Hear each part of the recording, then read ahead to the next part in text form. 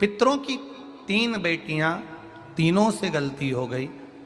आप शिव मंदिर में जाएं, कोई गलती ना हो, जल चढ़ाएं, मना नहीं, छींटा ना लगे, धीरे धीरे चढ़ाइए। और एक बात अच्छे से ध्यान में रखिएगा, शिव मंदिर से जब भी वापिस आए, जल चढ़ाकर अपना फर्ज पूरा अदा कर कर। फर्ज से मतलब जब शिव मंदिर से वापिस आए, जो पत्ती, बेलपत्री, फूल शिव जी पे चढ़े थे वो नीचे शिवलिंग पे से नीचे गिर गए हों। एक शिवलिंग रखा है, लाना मिट्टी वाला, लाइए जरा उठा के। अब छत्तीसगढ़ में कथा चल रही, थोड़ा ध्यान से सुन लोगे एकांतेश्वर शिवलिंग का पूरा वृत्तांत।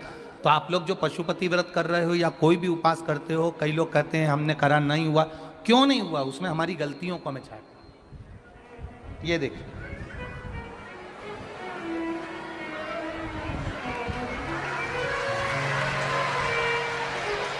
अब जैसे ये शिवलिंग रखा है, आपने जल चढ़ाया, अब जल आप यहां से चढ़ा रहे हो तो धीरे धीरे धीरे धीरे चढ़ाएं, जिससे छींटे बाहर ना, यहां तक छींटे रहे ना, जलाधारी तक चलेगा, बाहर ना गिरे। और एक बात का स्मरण रहे,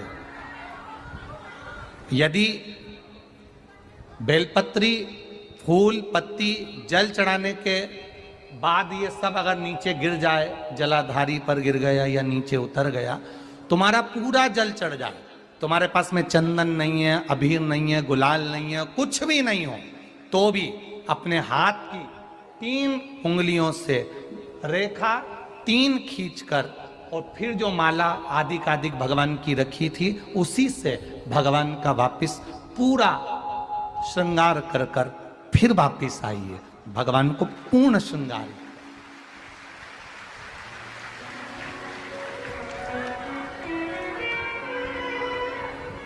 भगवान का पूर्ण श्रृंगार कर कर आइए। कई लोग जल चढ़ाने के बाद में भगवान का जो फूल पत्ती नीचे रखी रहती है, आप, हम ये नहीं कह रहे कि आप अपने घर से लेकर जाओ, आपके पास में कुछ नहीं, 1 लोटा जल चढ़ाओ, जल चढ़ाया, जो फूल पत्ती नीचे रखी हुई है उसी को उठाकर, उसको रखकर उसी फूल से भगवान का खूब सुंदर श्रृंगार भगवान का कर कर फिर आइए। क्यों? शिव का जब हम श्रृंगार कर कर आते हैं, माता पार्वती जी ने देव अधिदेव महादेव का श्रृंगार किया है, आप लोगों के स्मरण में होगा। राम जी ने माता जानकी का श्रृंगार किया है। रामचरित सुनिए कथा, रामायण सुनिए, आप लोगों ने रामायण सुनी होगी, तो उसमें माता बैठी हैं शिला के ऊपर और भगवान राम उनका श्रृंगार कर रहे हैं। एक कौवा आता है, वो चोंच मार कर जाता है, ये सारा वृत्तांत आप लोगों ने श्रवण किया है। तो राम जी माता सीता का श्रृंगार करते हैं, भगवान कृष्ण राधा जी का श्रृंगार करते हैं। केवल एक देव अधिदेव महादेव की कथा ऐसी है जिसमें पार्वती जी शिव जी का श्रृंगार करती हैं। शिव का श्रृंगार किस लिए? क्यों? कहा जल चढ़ाने के बाद वहीं पर पड़ी हुई पत्ती से, फूल से, जो चढ़े हुए फूल हैं, चढ़ी हुई पत्ती है, चढ़ा हुआ निर्माल्य है, जो भी शिव जी का है, उसी को धोकर वापिस भगवान का श्रृंगार कर कर आना चाहिए। किस लिए? कि हे भोलेनाथ, जब मैं इस संसार सागर से जाऊं, अखंड सुहाग लेकर पूरी श्रृंगार कर कर इस धाम से जाऊं, ऐसी कृपा बना। जो पढ़ाओ, जो पढ़ाओ, चंदन नहीं है, हाथ से चंदन का स्मरण होना चाहिए। नहीं है हमारे पास लगाने को रोली, मोली, चंदन, जो भी आपके पास में, अबीर, गुलाल नहीं, अपने मन का गुलाल लगाइए, अपने मन का हृदय से दिल से रिझाने का प्रयास। ले जा बाबू, ले जा, दिल से चढ़ाइए। और जब भाव से, दिल से आप आनंद के साथ देव अधिदेव महादेव का आप पूजन करो, उसमें गलती ना हो। गलती। हम शंकर जी को जल कहां बैठ के चढ़ाते हैं?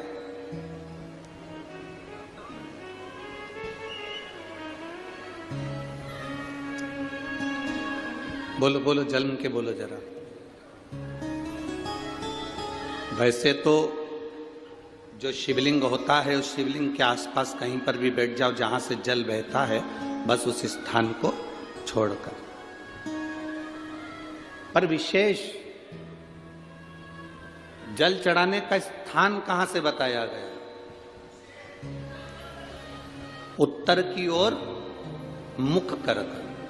हमें दक्षिण में बैठना है, उत्तर में मुख करना। उत्तर की ओर भगवान शंकर की जलाधारी, जलाधारी से मतलब है जो शिव जी का चढ़ा हुआ पानी जो बहता है वो उत्तर की ओर जाता है। तो हम कहां बैठते हैं? बोलो बोलो जम के, दक्षिण की ओर। मान लो शिव जी का पानी इधर जा रहा है तो तुम्हें इधर बैठना है, शिव जी का पानी इधर जा रहा है तो तुम्हें इधर बैठना है।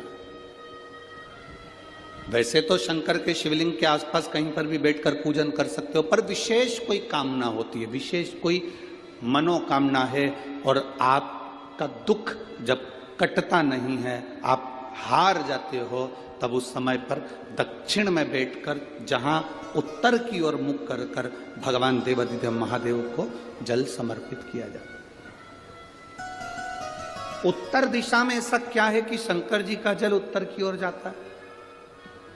ये उत्तर और दक्षिण, ये दो दिशा तो हमारे यहाँ बड़ी विचित्र मानी जाती है। हमारे यहाँ सबसे अच्छी दिशा, कोई मकान भी लेता है तो कहता है पूरा पश्चिम का मकान होना चाहिए। कोई मकान ले, पूर्व का मकान हो, पश्चिम का मकान हो। कोई दुकान ले तो कहते हैं पूरा पश्चिम का मकान दुकान हो। पर मेरा वो घरदानी तो उत्तर दक्षिण का आनंद लेता, उत्तर दक्षिण। ऐसा दक्षिण दिशा में ऐसा क्या है कि शंकर जी का चढ़ा हुआ जल दक्षिण में ही जाता है? यहां तक शिव महापुराण की कथा कहती है, मान लो आपके घर में छोटा सा शिवलिंग है, आपके घर में छोटा सा शिवलिंग है, उस शिवलिंग को आपने थाली में रख लिया। थाली में रखने के बाद में गूंज रहा है आवाज, थाली में रखने के बाद उस थाली में शिवलिंग को रख लिया, आपने उसको स्नान कराया। थाली में भी अगर शिवलिंग रख रहे हो तो उस शिवलिंग का जो दिशा है वो उत्तर की होना चाहिए।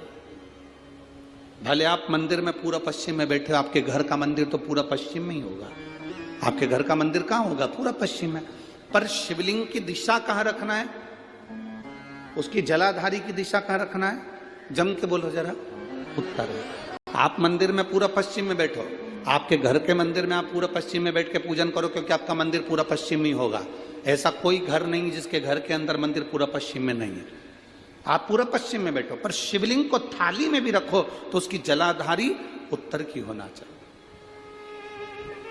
आपने अगर स्नान कराया है शंकर भगवान के शिवलिंग का जल जो आप लेकर जा रहे हो विसर्जन करने के लिए, शिवलिंग का चढ़ा हुआ पानी जो भगवान को हम घर में स्नान कराते हैं, भगवान को घर में नहलाते हैं, स्नान का जो जल होता है उसको हम ले जाकर जब वृक्ष में डालते हैं, उस समय पर शंकर का घर में चढ़ा हुआ जल जब हम ले जाकर उसको डालते हैं वृक्ष में, अगर आपका ध्यान उत्तर की ओर है, आपका मुख उत्तर की ओर है, भले आप जल डाल रहे हैं पर मुख यदि आपका उत्तर की ओर है तो आपकी मनोकामना पूर्ण होती ही है।